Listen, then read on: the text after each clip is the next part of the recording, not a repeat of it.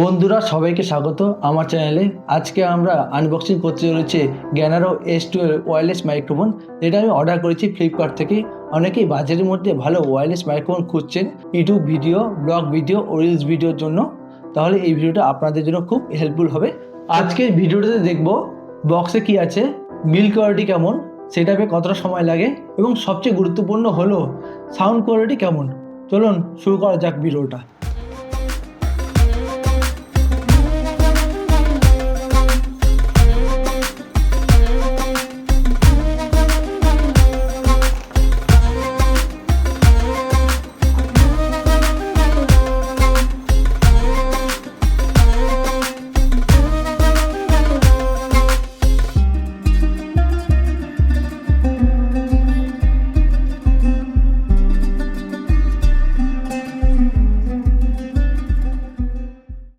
এখন দেখি বক্সে কি দিয়েছে। দুটো মাইক্রোফোন দিয়েছে, এই প্রথমেটা বের করলাম, আরেকটা আছে এটা বের করলাম, দেখতে ভালোই লাগছে। সাথে দিয়েছে একটা রিসিভার। এরপরে আর কি কি আছে চেক করি।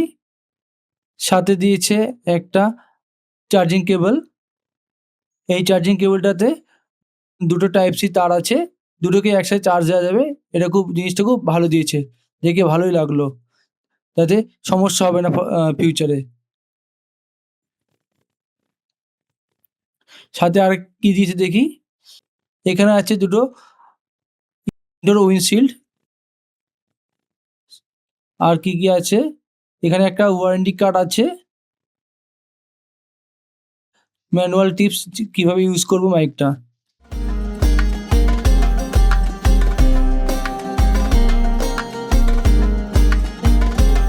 মাইকটার বিল্ড কোয়ালিটি দেখে আমার খুব ভালো লাগছে, মনে হচ্ছে একদম প্রিমিয়াম কোয়ালিটি। মাইকটা ওয়েটটা লাইট ওয়েট, মনে হচ্ছে শার্টে লাগালে বেশি ভারী লাগবে না। রিসিভারটাও ছোট এবং কম্প্যাক্ট, বাটন আর ইন্ডিকেটর লাইটগুলো সহজে বোঝা যায়। এখন দেখি সেট আপ করতে কত সময় লাগে। রিসিভারটা ফোনে লাগালাম, লাগানোর সঙ্গে সঙ্গে দুটো লাইট ব্লিঙ্ক করছে। এখন মাইকগুলি সেট করতে হবে। এই যে ফার্স্ট মাইক বাটন অন করি, অন করার সঙ্গে সঙ্গে এই মাইকের সাথে রিসিভার যে কানেক্ট হয়ে গেলো, তার জন্য এটা ব্লিঙ্ক করা বন্ধ হয়ে গেলো। আর একটা ব্লিঙ্ক করছে, দ্বিতীয় মাইকটা কানেক্ট করি, দ্বিতীয় মাইক কানেক্ট হয়ে গেলো, ব্লিঙ্ক করা বন্ধ হয়ে গেলো। এখন দুটো মাইক এখন কানেক্ট হয়ে গেছে। যদি আপনারা একটা মাইক কানেক্ট করে থাকেন তাহলে কিছুক্ষণ পরে এই লাইটটা বন্ধ হয়ে যাবে। এখন সবচেয়ে গুরুত্বপূর্ণ অংশ সাউন্ড টেস্ট। এখন আপনারা শুনতে পাচ্ছেন আমার ফোনের মাইক্রোফোনের অডিও। আমার ফোনে অডিও শুনে আপনাদের কেমন লাগছে, কেমন কোয়ালিটি, সেটা নিশ্চয়ই কমেন্টে জানাবেন আপনারা। এখন আমরা সুইচ করছি জেনোরা মাইক্রোফোনে, দেখি ওটাতে কেমন সাউন্ড কোয়ালিটি। এই যে জেনোরা S12 মাইক্রোফোন, আপনারা শুনতে পাচ্ছেন এটা কোয়ালিটি কেমন। আমার তো খুব ভালোই মনে হচ্ছে। আপনারা এর ডিফারেন্সটা নিশ্চয়ই বুঝতে পারছেন এবং এটা কমেন্টে আমাকে জানান।